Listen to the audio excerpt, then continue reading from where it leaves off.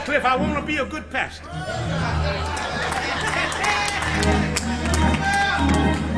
When I'm gone, I want people to say he was a good preacher. He was a good pastor. He was a good teacher. When I'm gone, I want my wife to say he was a good husband. When I'm gone, I want my daughter to say he was a good father. When I'm gone, I want my neighbor to say he was a good neighbor. But more than all that people can ascribe under my name, I want to hear the Lord say, doesn't have to call me pastor, doesn't have to call me reverend, doesn't have to call me mister, doesn't have to call me sir. I just want to hear the Lord say, servant, well done. My life as a child, as a teenager, through high school until I left to go to college. Most weeknights, it was well into the night and evening when my father wrapped up at least the part of work that happened outside of the home, and came home. Now I will say that because of his dedication to being a good father, I never suffered as a daughter from him having so much on his plate. So I was never the thing. His presence in my life, his activity in my life was never the thing that he compromised. He might have lost some sleep. He might have sacrificed some other things.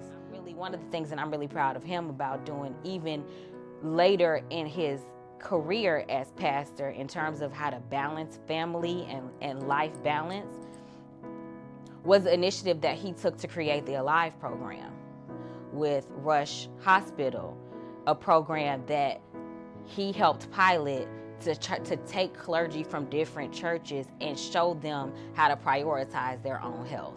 Because pastoring will give you a heart attack, make you be overweight, give you high blood pressure, and do all of these things if you're not intentional about self-care. And so, once again, I'm proud of him for recognizing the need to set boundaries and to prioritize his own health and then teach other clergy how to do it. He's always been a very deep thinker, very pensive. I used to say that my husband hung out in 3 places: the church, bookstores, and sort of like health food stores. And so this man literally reads several books all the time at the same time. He can skim a book quicker than anybody I've ever known. So he's very, very thoughtful, and he meditates a lot.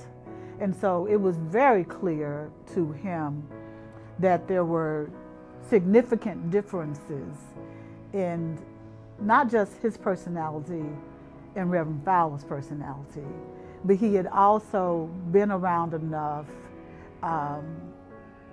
pastored in Memphis, ran the Department of Chaplaincy at the Regional Medical Center, professor at Memphis Theological Seminary. So he was very in tune to the fact that organizations have lifespans and that the Lord picks leaders perfect for the season. And he humbled himself. Came down and became a slave to the purposes of God. He didn't live but 33 years.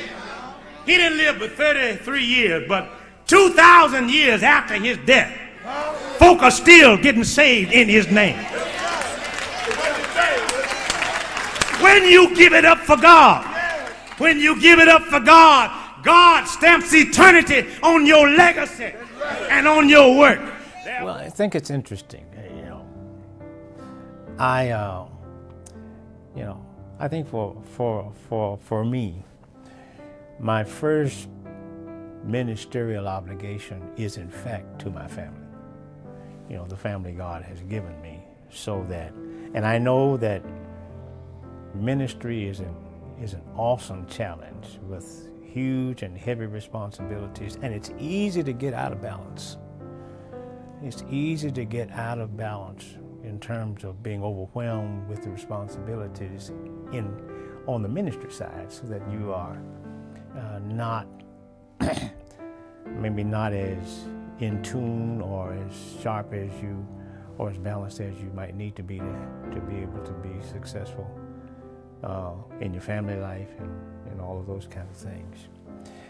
When I look back at my life, I realize how wise God is in how God built me in ministry.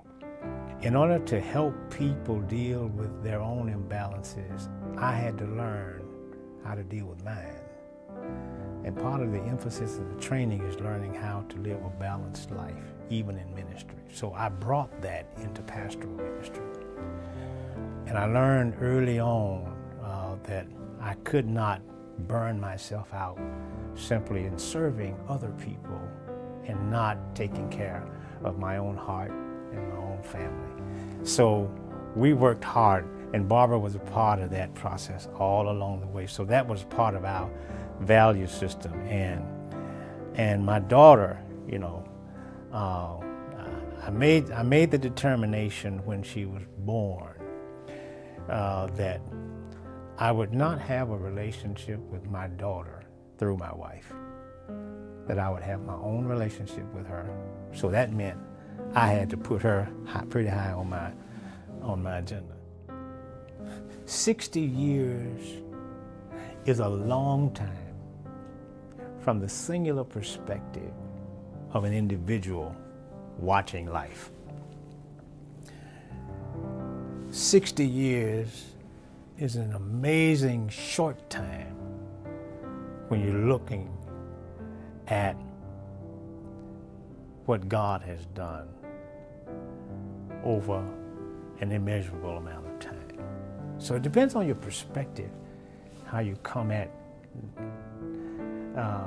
I am on both ends of that perspective. I am awed by what God has done.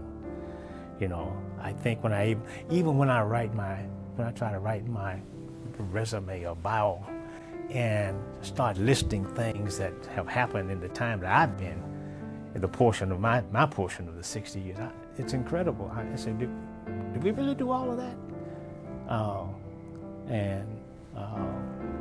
Only God could have given us both the wisdom and the inspiration and the energy and the resources to do what we've done. And for that, I am eternal. And I'm glad that God let me be a part of this amazing journey called Third Baptist Church of Chicago. It's 60 years. Happy anniversary, Third Baptist Church of Chicago. To God be the glory.